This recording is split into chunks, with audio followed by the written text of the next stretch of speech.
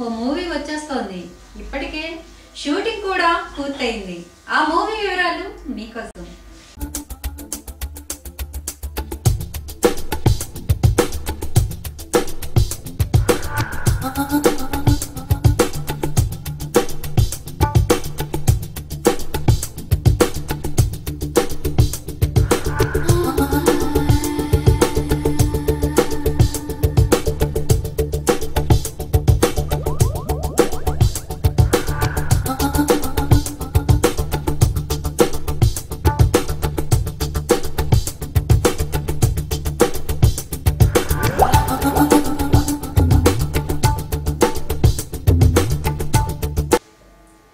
ఈ కాల్ మనీని కూడా సినిమా కోసం వాడేశారు.